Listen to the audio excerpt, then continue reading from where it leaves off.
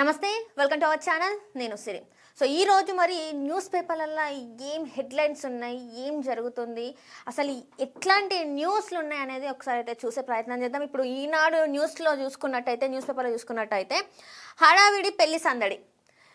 నిజంగా చెప్తున్నా, గత కొన్ని రోజుల నుంచి పెళ్ళిళ్ళు చేయాలంటే భయపడాల్సిన పరిస్థితి వచ్చింది. ఎందుకంటే ఒక పెళ్ళి చేయాలంటే కనీసం 5 తులాల బంగారం కావాలి. అంటే తక్కువ కనీసం 5 తులాల బంగారం అన్నా కావాలి. కానీ ఇప్పుడున్న పరిస్థితులలో అంటే మధ్యతరగతి ఆ కింది స్థాయి వాళ్ళు పెళ్ళిళ్ళు చేయాలంటే ఈ ఖర్చు భరించలేనంత అయిపోయింది. అసలు ఏంది అనేది ఒకసారి చూద్దాం. తెలుగు లోగిళ్లలో మళ్ళీ పెళ్లి సందడి మొదలైంది. గత నెలన్నర రోజులుగా మూడం. అధిక జ్యేష్ఠ మాసంలో మంచి రోజులు లేక వివాహాలు జరగలేదు. ఈ నెల 15 నుంచి నిజ జ్యేష్ఠ మాసం మొదలవగా రాబోయే రోజులలో పరిమితంగా శుభముహూర్తాలు ఉన్నాయి. తిరిగి జూలై 15 నుంచి ఆషాఢ మాసం గురుమూడం ప్రారంభమయ్యి ఆగస్టు 15 వరకు పెళ్లి ముహూర్తాలు లేవు. ఆ తర్వాత శ్రావణ మాసంలోనే పెళ్లిళ్లకు అవకాశాలు ఉండడంతో ప్రస్తుతం సీజన్లో కళ్యాణాలు కుదిరిన కుటుంబాలలో హడావిడి మొదలైంది. మరోవైపు పరిమిత ముహూర్తాల కారణంగా పురోహితులు, ఫంక్షన్ హాళ్లు, క్యాటరింగ్ తదితరులకు డిమాండ్ పెరగడంతో ఆయా కుటుంబాలు ఆందోళన చెందుతున్నాయి. నిజంగానే, ఎందుకంటే డిమాండ్ లేనప్పుడు అందరు ఏంటంటే సైలెంట్ అయిపోతారు. ఎందుకంటే ఆ వ్యాపారం జరగదు కదా. ఒక్కసారి ఇట్లా సీజన్ రాగానే అందరు కూడా వాళ్ళ రేట్లన్నీ ఇట్లా పెంచేస్తారు. ఫంక్షన్ హాల్సే కావచ్చు, పురోహితులే కావచ్చు. ఒక్కొక్క పెళ్లిలో మనం చూసుకున్నట్టయితే 5 పురోహితులతో కూడా పెళ్లిళ్ళు చేసే వాళ్ళు ఉంటారు, మనం చూడొచ్చు. అయితే ఇక్కడ పురోహితులతో లేకపోతే ఫంక్షన్ హాల్ అనే కాదు, ఇక్కడ మేజర్ రోల్ ఏంటంటే ఒక పెళ్లి చేయాలంటే బంగారం. ఈ బంగారం అనేది ఏంటంటే బంగారం అనేది ఒక స్టేటస్ సింబల్. ప్రతి ఒక్క కుటుంబంలో బంగారం పెళ్ళి చేస్తుంటే ఎంత బంగారం పెడుతున్నారు, ఫస్ట్ ఆ క్వశ్చనే వస్తుంది.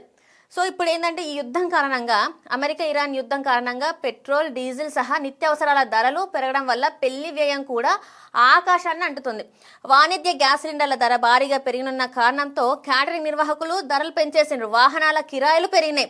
తెలుగు రాష్ట్రాలలో సాధారణంగా వేసవిలో ఫంక్షన్ హాల్కి డిమాండ్ అధికంగా ఉంటుంది. ఈసారి అధిక జ్యేష్టం కారణంగా వాటికి గిరాకీ లేదు. ఇప్పుడు ముహూర్తాలు ప్రారంభమైనందున నిర్వాహకులు వాటి ధరలను పెంచుతున్నారని వధూవరుల తల్లిదండ్రులు శివరామకృష్ణయ్య, నాగేశ్వరరావు తెలిపారు. నిజమే కదా, మామూలుగా మనం చిన్నప్పటి నుంచి చూసుకున్నట్టయితే సమ్మర్లో ఎట్లుంటుంది పెళ్ళిళ్ళ అసలు పెళ్ళిళ్ళు ఇట్లా అవుతూనే ఉంటాయి. ఒకటే రోజు 2-3 పెళ్ళిళ్ళకు కూడా అటెండ్ అయిన రోజులు మనం చూసుంటాం చిన్నప్పటి నుంచి. కానీ ఇప్పుడు ఏంటంటే ఈ సమ్మర్లో అసలు పెళ్ళిళ్ళే లేకుండే. అధిక జ్యేష్ఠ మాసం అని చెప్పేసి సమ్మర్లో అసలు పెళ్ళిళ్ళే కాలేదు.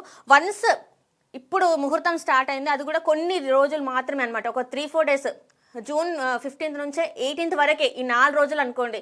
ఈ 4 రోజులలోనే పెళ్ళిళ్ళు, ఎక్కడెక్కడ పెళ్ళిళ్ళు జరుగుతున్నాయి అంటే మొత్తం ఇంట్లో అమ్మాయి ఉన్నా అబ్బాయి ఉన్నా ఈ 4 రోజులలో పెళ్ళి చేయాలని చెప్పేసి కొంతమంది గట్టిగా అనుకుంటారు కదా, ఎట్లయినా పెళ్ళిళ్ళు చేయాలని. వాళ్ళకు మాత్రం బంగారంతో పాటు నిత్యావసరాలు. ఎందుకంటే పెళ్ళి అంటేనే మెయిన్గా ఫుడ్. ఆ ఫుడ్ చేయాలంటే ఖచ్చితంగా మరి గ్యాస్ సిలిండర్లు కావాలి. గ్యాస్ సిలిండర్ల రేట్లు చూస్తేనేమో నిజంగానే ఆకాశం అందుకున్నాయి. దాంతోపాటు ఈ ఏవైతే మనము వెహికల్స్ అరేంజ్ చేస్తామో వాటిలలో డీజిల్లో, పెట్రోల్లో ఏదో ఒకటి, అది కూడా పొయ్యి ఎక్కడో కొండ మీద కూర్చున్నది. ఇక ఒక పెళ్ళి చేయాలంటే ఇన్ని రోజులలో ఒక లెక్క ఉండేది. ఒక పెళ్ళి చేయాలంటే 5-6 లక్షలలో పెళ్ళి అయిపోతుంది. నార్మల్ మిడిల్ క్లాస్ కన్నా తక్కువ మిడిల్ క్లాస్ పెళ్ళి చేయాలంటే 5 లక్షలలో పెళ్ళి అయిపోతుంది.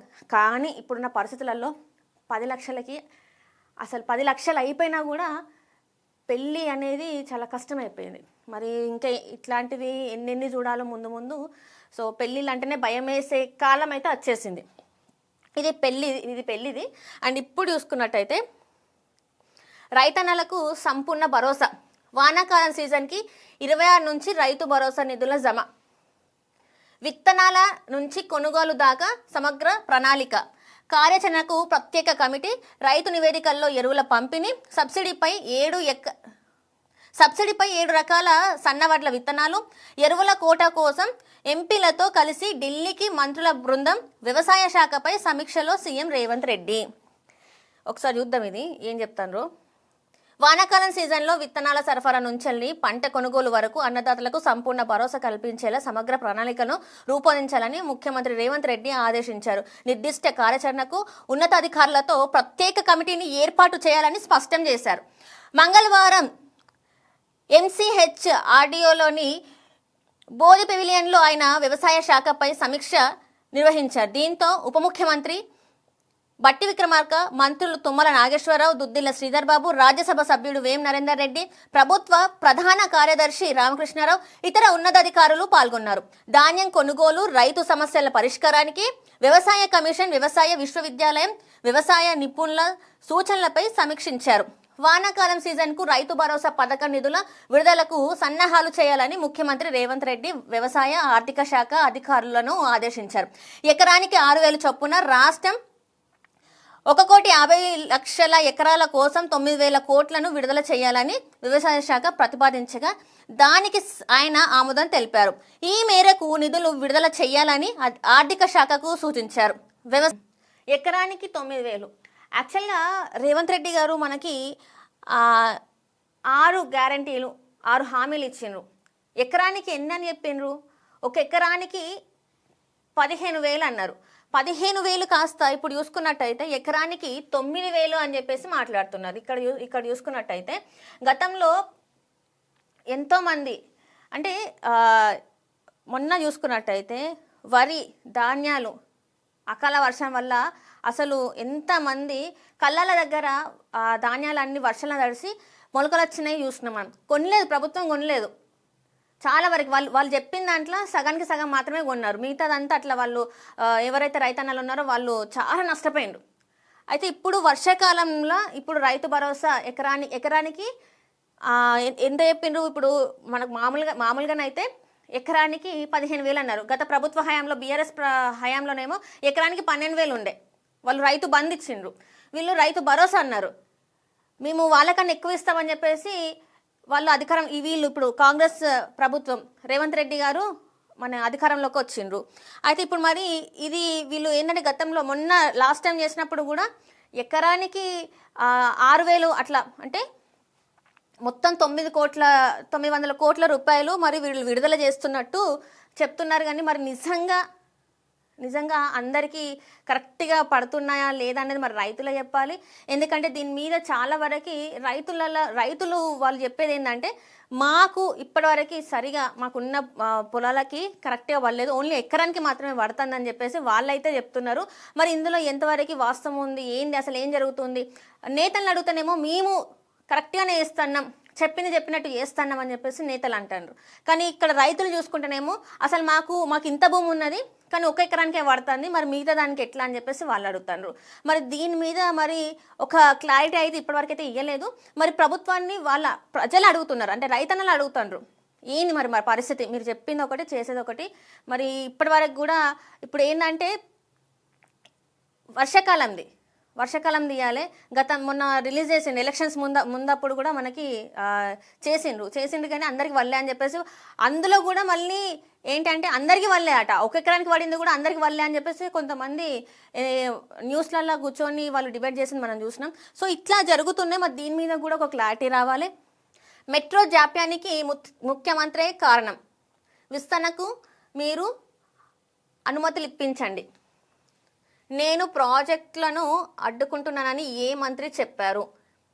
ఐఆర్ఎఫ్సి రుణంపై ఎవరితోనూ మాట్లాడలేదు. తన వైఫల్యాలను కప్పిపుచ్చుకునేందుకే సీఎం ఆరోపణలు. కిషన్ రెడ్డి తక్షణమే ఐఆర్ఎఫ్సి రుణాన్ని విడుదల చేయండి. ఈ అంశాలపై రైల్వే మంత్రితో సమావేశాన్ని ఏర్పాటు చేయండి. కేంద్ర మంత్రి కిషన్ రెడ్డి సీఎం రేవంత్ రెడ్డి బహిరంగ లేఖ. సో ఇది కూడా వచ్చేసి మనకి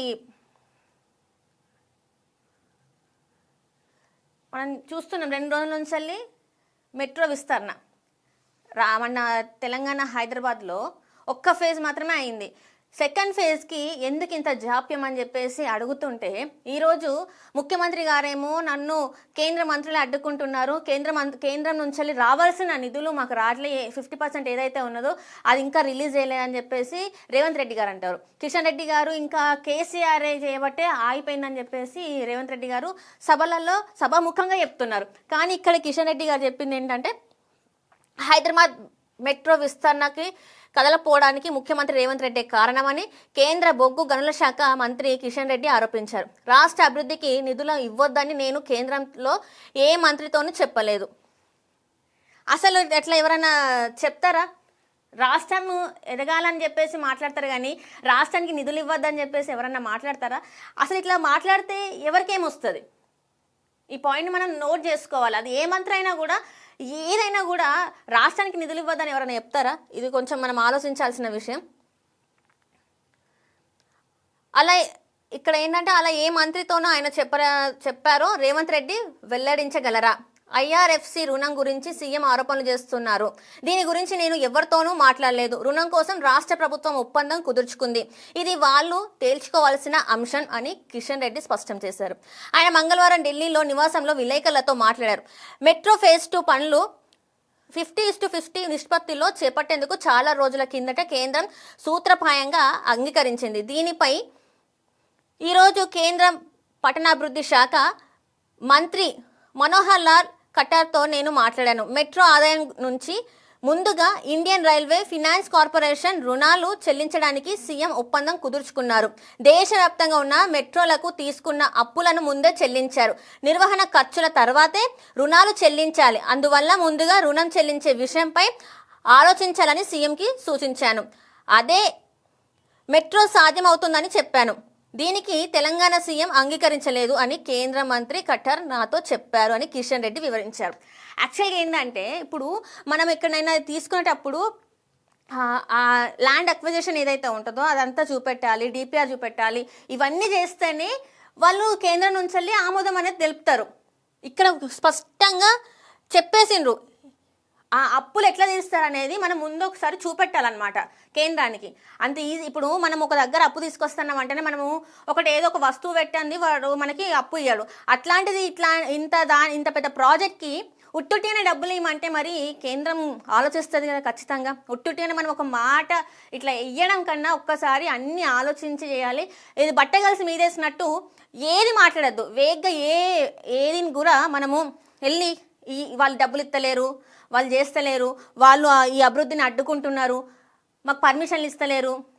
యాక్చువల్గా రేవంత్ రెడ్డి గారు చేయాల్సిన పని ఏంటంటే, అంటే ప్రముఖులు చెప్తున్నారు, రాజకీయ విశ్లేషకులు చెప్తున్నది ఏంటంటే, రేవంత్ రెడ్డి గారు అఖిలపక్షాన్ని అంటే అందరినీ గ్యాదర్ చేసి ఎందుకు కేంద్రం దగ్గరికి పోతలేరు, ఎందుకు కేంద్రంతో మాట్లాడతలేరు దీని గురించి ఇప్పటికీ చాలాసార్లు వేయండి. కానీ అక్కడ అసలు ఏం మాట్లాడుతున్నారు అనేది ఇంతవరకు ఒక ప్రెస్ నోట్ అనేది రిలీజ్ చేయలేదు. అసలు ఏం జరుగుతుంది, రాష్ట్రంలో ఏం జరుగుతుంది, అక్కడ ఢిల్లీలో ఏం జరుగుతుంది అనేది కూడా చాలామంది గమనిస్తారు. ఇది మాత్రం గుర్తుపెట్టుకోవాలి.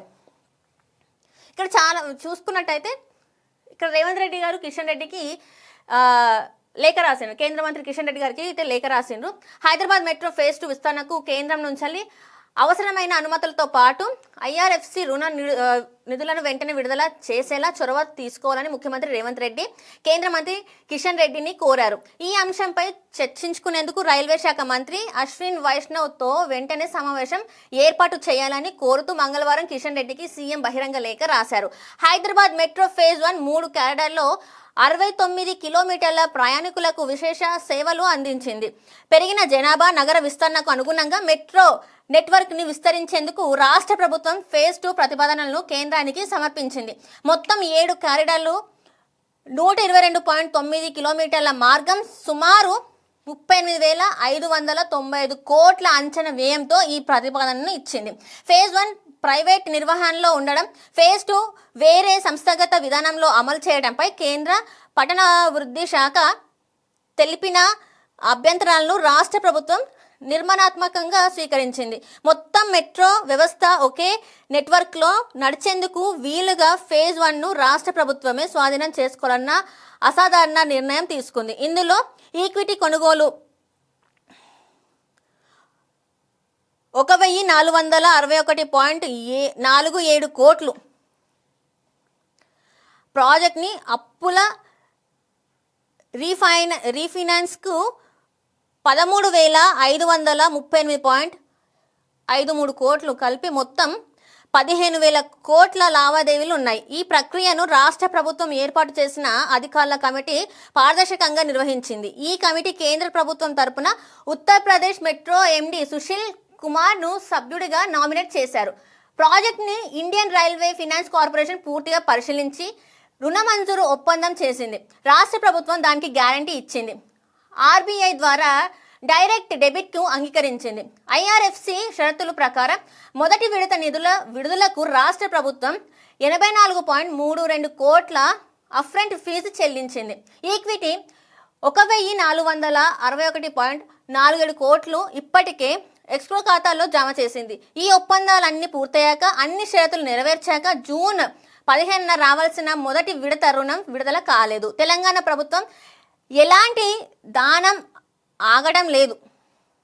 ఒప్పందం ప్రకారం కేంద్ర ప్రభుత్వం సంస్థలైన ఐఆర్ఎఫ్సి నుంచి రుణాన్ని విడుదల చేయాలని కోరుతున్నాం. తెలంగాణ నుంచి కేంద్రంలో సీనియర్ మంత్రిగా ఉన్న మీరు అందుకు బాధ్యత తీసుకోవాలని, మెట్రో ఫేజ్ 2ని కేంద్ర రాష్ట్రం 50:50 జాయింట్ వెంచర్గా చేపట్టాలా ఆమోదించాలని తెలంగాణ ప్రభుత్వం కోరుతుంది. ఒకవేళ అనుమతులు ఆలస్యమైతే రాష్ట్ర ప్రభుత్వం తన సొంత వనరులు, సంస్థాగత రుణాల ద్వారా ఫేజ్ 2ను ముందుకు తీసుకెళ్లేందుకు సిద్ధంగా ఉంది. అందుకు అవసరమయ్యే ముందస్తు అనుమతులను ఆలస్యం లేకుండా కేంద్రం నుంచి ఇప్పించాలి.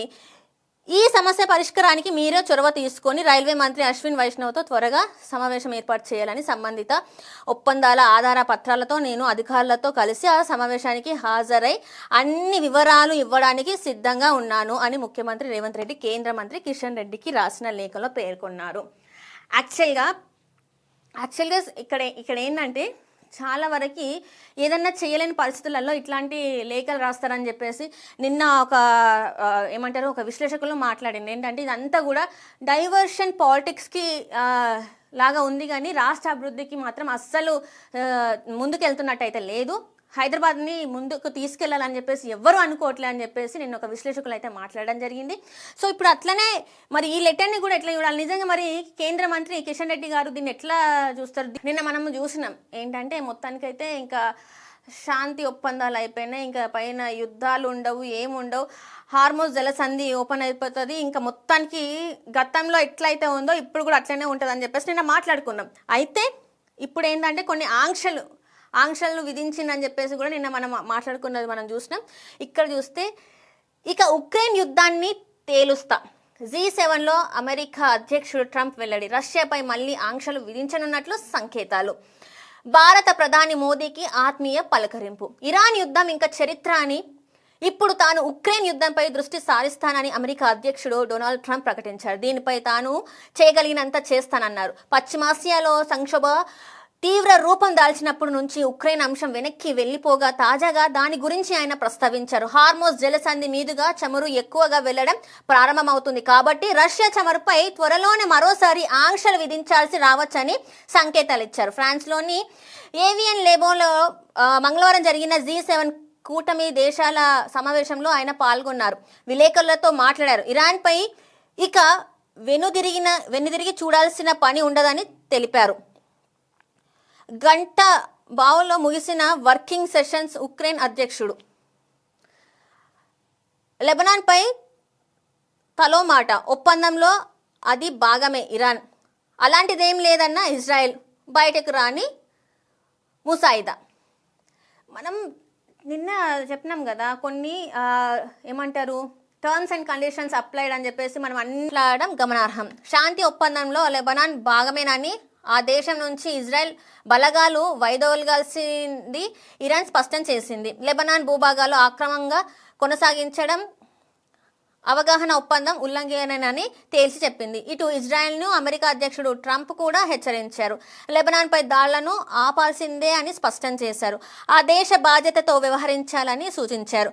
అసలు తాను లేకుంటే ఇజ్రాయెల్ ఉండేదే కాదని పేర్కొన్నారు. గతంలో ఏ అమెరికా అధ్యక్షుడు ఇవ్వనంత మద్దతు తాను ఆ దేశ ప్రధాని నెతన్యాహుకు ఇచ్చానని స్పష్టం చేశారు. కానీ లెబనాన్ నుంచి వైదొలిగేందుకు ఇజ్రాయెల్ సస్సేమిరా అంటుంది. ఇక ఒప్పందంపై ఇప్పటికీ ఎలక్ట్రానిక్ సంకేతాలు చేసిన అమెరికా, ఇరాన్ శుక్రవారం స్విట్జర్లాండ్లో అధికారికంగా సంతకాలు చేయడానికి సిద్ధమవుతున్నాయి. జెనీవాలో జరిగే ఈ సంతకాల కార్యక్రమంలో అమెరికా ఉపాధ్యక్షుడు JD వాన్స్ పాల్గొన్నారు. అమెరికాకు తమకు మధ్య కుదిరిన ఒప్పందాన్ని ఇజ్రాయెల్ ఉల్లంఘిస్తుందని ఇరాన్ విదేశాంగ శాఖ మంత్రి అబ్బాస్ అర్గిచి ఆరోపించారు. లెబనాన్లో యుద్ధం ముగయడం అనేది ఒప్పందంలో విడదీయరాని భాగం.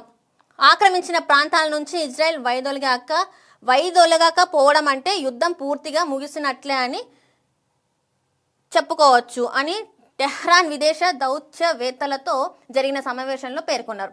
ఒప్పందంలో లెబనాన్ భాగమా కాదా అనే విషయం వెల్లడి కావడం లేదు. అమెరికాపై విషయంలో స్పందించలేదు. లెబనాన్పై దాడులు ఆపాలని మాత్రం ఇజ్రాయెల్ను హెచ్చరించింది. రహస్యంగానే ముసాయిదా, అమెరికా ఇరాన్ మధ్య ఒప్పందం ముసాయిదా ఇంకా బయటికి రాలేదు.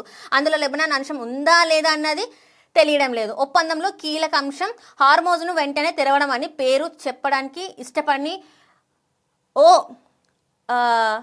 అమెరికా ఏంటంటే ఇక్కడ అమెరికా అధికారి మీడియా వెల్లడించారు. లెబనాన్లో అంటే ఒప్పందంలో కీలక అంశం హార్మోజ్ని వెంటనే తెరవడం అనేది పేరు చెప్పడానికి ఇష్టపడని ఒక అమెరికా అధికారి మీడియాకు వెల్లడించిందంట. మరి అది ఏందనేది నాకు అర్థం కాలేదు. ఎందుకంటే హార్మోజ్ జలసంధి మీదనే డిపెండ్ అయింది చాలా వరకు. ఇప్పుడు మనలాంటి కంట్రీస్ చాలామంది మన కంట్రీ చూసుకున్నట్టయితే ఒక 68 కంట్రీస్ మీద అనుకుంటా డిపెండ్ అయింది ఫ్యూయల్ కోసం. సో మరి ఇప్పుడు దీనికి ఇది ఏంటనేది మనకి ఇంకా వాళ్ళు కీలకంగా ఎట్లాంటిది చెప్పలేదు. ఎందుకంటే ఏంటి టర్మ్స్ అండ్ కండిషన్స్ ఏందనేది ఖచ్చితంగా ఒక లెటర్, ఒక ప్రెస్ నోట్ని రిలీజ్ చేస్తారు. ఏమేమో ఒప్పందాలు అంటే శాంతి ఒప్పందం ఏంది అనేది చెప్పేసి వాళ్ళు మాట్లాడతారు. కానీ ఇప్పటి వరకు మనకి ఎట్లాంటిది తెలియదు. మనం ఒక్కొక్క మాట అంటే వాళ్ళొక మాట వీళ్ళొక మాట మాట్లాడుతున్నారు తప్ప అస్సలు అందులో ఏముందనేది ఇంతవరకు ఎవరు చెప్పలేదు. ఒప్పందంపై సంతకాలు జరుగుతాయి, స్విట్జర్లాండ్ విదేశాంగ మంత్రి వెల్లడించారు. ఈ రిసార్ట్ లూజర్ సమీపంలో కాటన్ ఆఫ్ ఈ ప్రాంతాన్ని పాకిస్తాన్, ఖతర్ మధ్యవర్తులు ప్రతిపాదించారని వివరించారు. అమెరికా, ఇరాన్ కూడా అంగీకరించారని తెలిపారు. సో ఇక్కడ చూసుకున్నట్టయితే భాగం కాదన్నారు నెతన్యాహు. శాంతి ఒప్పందంలో లెబనాన్ భాగం కాదని, ఇది అమెరికా అధ్యక్షుడు ట్రంప్ నిర్ణయమేనని ఇజ్రాయెల్ ప్రధాని నెతన్యాహు తెలిపారు. అవసరమైనంత కాలం ఆ దేశంలో తమ బలగాలు కొనసాగుతాయని స్పష్టం చేశారు. నాకు ట్రంప్కు మధ్య కొన్నిసార్లు విభేదాలు వస్తుంటాయి. అమెరికాతో సంబంధాల విషయంలో ఇజ్రాయెల్ తన సొంత ప్రయోజనాలకే కట్టుబడి ఉంది. ఇరాన్ శాంతి ఒప్పందాన్ని ట్రంప్ కుదుర్చుకున్నారు, అది ఆయన నిర్ణయం. మాకు మా సొంత ప్రయోజనాలు ఉన్నాయని వ్యాఖ్యానించారు. తాను నెతన్యాహుతో మంచి సంబంధాలను కలిగి ఉన్నారని ట్రంప్ తెలిపారు. నాకు బీపీతో ఉన్న మంచి సంబంధాలు ఉన్నాయి, కానీ ఆయన లెబనాన్ విషయంలో మరింత బాధ్యతాయుతంగా వ్యవహరించాలి అని ఆయన స్పష్టం చేశారు. లెబనాన్లో ఇప్పుడు చూసుకున్నట్టయితే లెబనాన్లో యుద్ధం జరుగుతున్న, శాంతి ఒప్పందం ముందుకు సాగుతుందన్న ఆశాభావాన్ని వ్యక్తం చేశాను. లెబనాన్ యుద్ధం చిన్నది, ఇరాన్ ఘర్షణ పెద్దదని వ్యాఖ్యానించారు.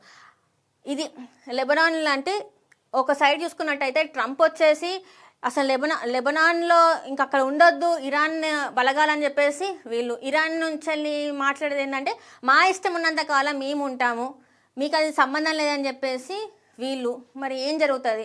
ఎందుకంటే గతంలో 2 అంటే 2-3 సార్లు శాంతి ఒప్పందాలు జరిగినాయి.